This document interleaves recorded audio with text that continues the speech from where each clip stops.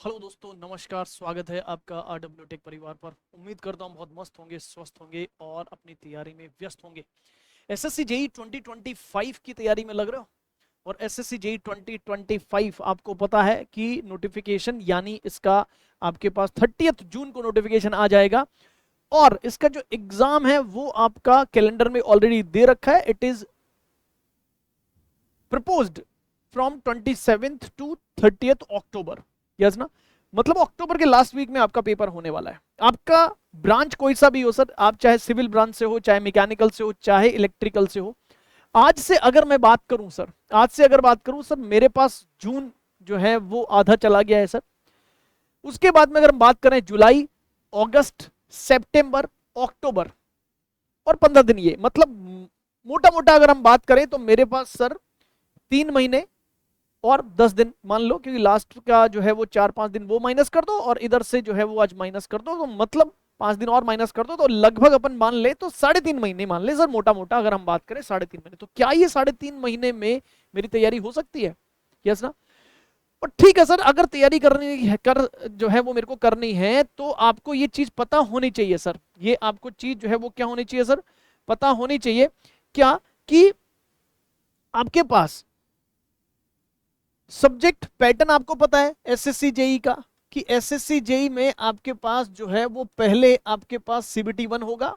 जब आप सीबीटी 1 जो है वो क्वालिफाई करेंगे, जब ये सीबीटी 1 आप क्वालिफाई करेंगे तो सीबीटी 2 के लिए जाएंगे। और सीबीटी 1 जो होता है, इसमें आपके पास पार्ट ए हो गया सर और पार्ट बी हो गया सर। यस ना? या फिर आप इसको सिंपली सिंपली बोल सकते हो पार्ट ए और पार्ट बी। मतलब यहां आपके पास जो है पार्ट बी का मतलब है कि ये पूरा का पूरा टेक वाला पार्ट है। कौन सा पार्ट हो गया सर? टेक्निकल पार्ट हो गया। और ये जो पार्ट ए है वो आपके पास कौन सा हो गया सर? नॉन टेक का पार्ट हो गया। अब इस नॉन टेक में आपको पता है कि ये जो नॉन टेक है वो आपके पास 100 मार्क्स का, और ये जो टेक पार्ट है ये भी आपके पास 100 मार्क्स का।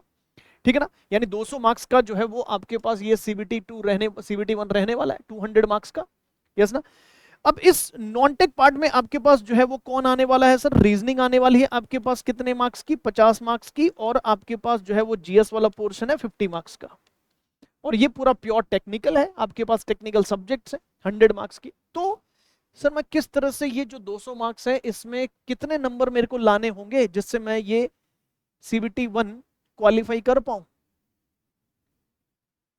People are getting the point? Yes ना? और सर ये तो उस कंडीशन में मैं बात कर रहा हूं जब मैं आज से तैयारी करना शुरू कर रहा हूं।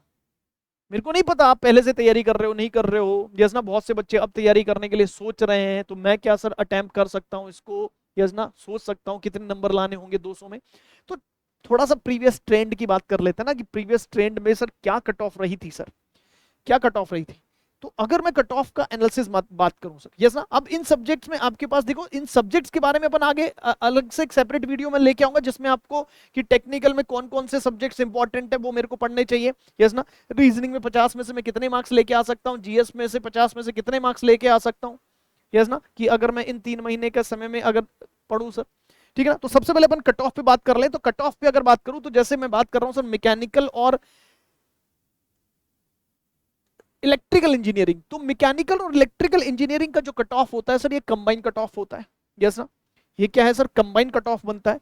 और अगर हम प्रीवियस कट ऑफ्स की बात कर लें तो देखो जरा सर, यहां अगर हम बात करेंगे 2024 में जो जनरल का कट ऑफ था वो मैकेनिकल और इलेक्ट्रिकल के लिए कितना था सर? 132.07। 2023 में ये आपके पास 131.46 था। यस ना? मतलब अप्रोक्सीमेटली वही आपके पास 132, 131, 32 आपका कट ऑफ जा रहा है। 22 में ये आपके पास प्री का कट ऑफ 123 था। जनरल कट ऑफ की बात कर रहा हूं, कैटेगरी वाइज आपके पास कट ऑफ आपको दे रखे हैं सर यहां पर। यस ना? 2020 में आपके पास 141.7 था। देखो जरा, यहां पर 132 है सर, 123 आया, उसके बाद में 141 पहुंच गया सर। 2019 में 157.47 भी गया हुआ है सर। ठीक है ना? 2018 में 152.16 है सर।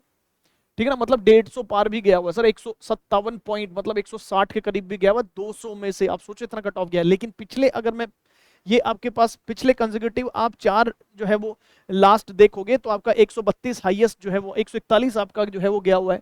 ठीक है ना?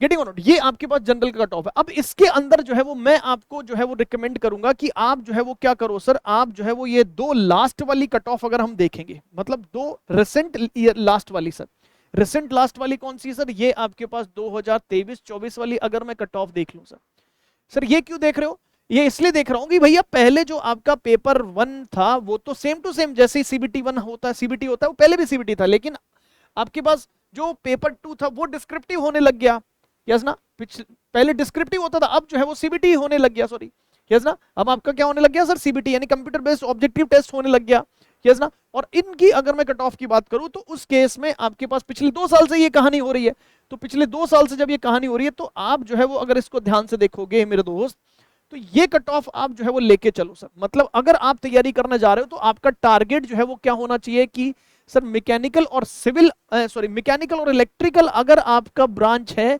तो आपको टारगेट करना है 140 मार्क्स, यस ना, ये 132 है ना, इस लास्ट 2 ईयर के कंसेक्यूटिव सिनारियो के हिसाब से अगर मैं बात करूं तो 140 नंबर आपको टारगेट करके रखना है।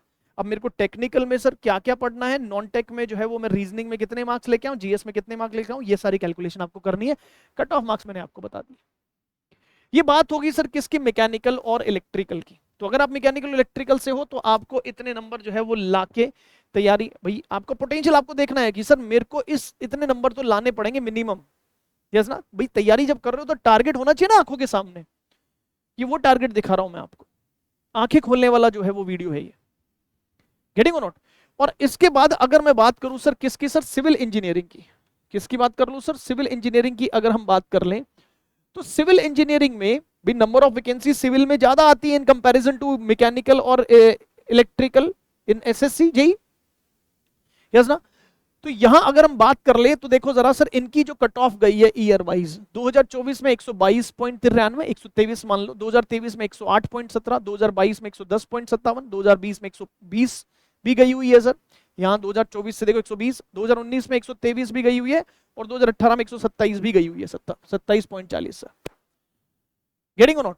तो यहां अगर हम बात कर रहे हैं तो इसका मतलब सर मैं जो है इन प्रीवियस कट ऑफ्स की बात करूं, और अगर आप ध्यान से देखो तो मैं सर बात कर रहा हूं लास्ट 2 ईयर्स की, भैया आप लास्ट 2 ईयर्स को लेके चलो, आप अभी तो इन लास्ट 2 साल को अगर आप लेके चलोगे तो इन लास्ट 2 सालों को देखोगे तो आपके सर 2024 में कट ऑफ था प्री का 122.93, मतलब 123, और इधर था 108.17, बहुत डिफरेंस है सर, 12 नंबर का, 15 नंबर का डिफरेंस हो गया सर, ठीक है ना। तो इसका मतलब यहां पर भी आपको मोटा मोटा 125 से 130 नंबर का टारगेट लेके चलना होगा सर, 125 से 130 नंबर का टारगेट लेके चलना होगा, तब जाके आप जो है वो सीबीटी 1 क्वालिफाई कर पाएंगे।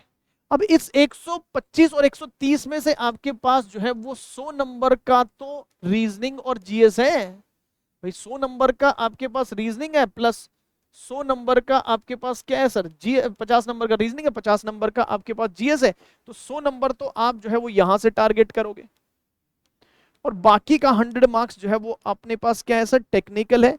तो अब आपके पास टेक्निकल में हम वो सब्जेक्ट्स जो है वो पहले प्रायोरिटी देंगे जिनसे अधिक क्वेश्चंस जो है वो बनते हैं, यस ना। तो अगर इलेक्ट्रिकल की बात करें तो इलेक्ट्रिकल में तो आपके पास जो है वो क्या है सर, नेटवर्क जो आपका बहुत इंपॉर्टेंट सब्जेक्ट है। मैकेनिकल पॉइंट ऑफ व्यू से अगर हम बात कर लें तो एफएम और थर्मो जो है वो आपका मोस्ट इंपॉर्टेंट सब्जेक्ट है, क्योंकि प्री में तो maximum question 75-80 questions in 2 subject से ही बन जाते हैं। अब 2 सब्जेक्ट केवल थर्मोडायनेमिक्स नहीं है, ये थर्मोडायनेमिक्स प्लस एप्लीकेशन हो गया, गेटिंग और नॉट। तो यहां से अधिकतम क्वेश्चंस आपके बन जाएंगे। सिविल में नंबर ऑफ सब्जेक्ट्स आपके पास अधिक है, और उन अधिक जो सब्जेक्ट्स हैं उनसे जो आपके पास क्वेश्चंस आते हैं वो भी डिस्ट्रीब्यूटिव है, ऐसे नहीं है कि कोई पर्टिकुलर 2 सब्जेक्ट से ही सारे क्वेश्चन आ गए, ऐसा नहीं है, डिस्ट्रीब्यूटिव वहां पर जो है वो क्या है सर, ऑलमोस्ट हर सब्जेक्ट से आपको क्वेश्चंस देखने को मिलते हैं, यस ना। बट इस पे मैं एक सेपरेट वीडियो बनाऊंगा जिसमें मैं आपको ये बताऊंगा टॉपिक वाइज कितने क्वेश्चंस जो है वो प्रीवियस ईयर में पूछे गए थे, कौन से टॉपिक से, कौन से सब्जेक्ट से कितने कितने क्वेश्चंस आए थे, ठीक है ना। तो उम्मीद करता हूं ये बात जो है वो आपको समझ में आई होगी। तो जब आप तैयारी करने जा रहे हो तो आपका टारगेट जो है वो क्या होना चाहिए ये आपको पहले ही जो है वो पता होना चाहिए। अगर ये टारगेट आप लेके चलेंगे तो आप इजीली जो है वो क्या करेंगे सर, अपनी मेहनत को एक राइट डायरेक्शन दे पाओगे, एक राइट डायरेक्शन आप दे पाओगे मेरे दोस्त, यस ना, कि मेरे को कौन सी डायरेक्शन में जो है वो क्या करना है सर, प्रिपरेशन स्टार्ट करनी है, इतनी मेहनत करनी है ताकि इतने मार्क्स में लेके आ सकूं, सिक्योर कर सकूं सर। ठीक है मेरे दोस्त, यस ना। सो इस वीडियो में इतना ही, जिसमें हमने केवल और केवल कट ऑफ की बात करी है, यस ना। तो इतनी कट ऑफ आपकी प्रीवियस ईयर में रही है, इसी के अकॉर्डिंग जो है वो अब आपको तैयारी करनी है, यस ना। बाकी की डिटेल वीडियो की कौन से सब्जेक्ट से कितने क्वेश्चंस जो है वो प्रीवियस ईयर में आए, ये मैं जल्दी आपके लिए लेके आऊंगा। So this is all enough, yes ना। धन्यवाद, thank you so much, good luck, नमस्कार, जय हिंद।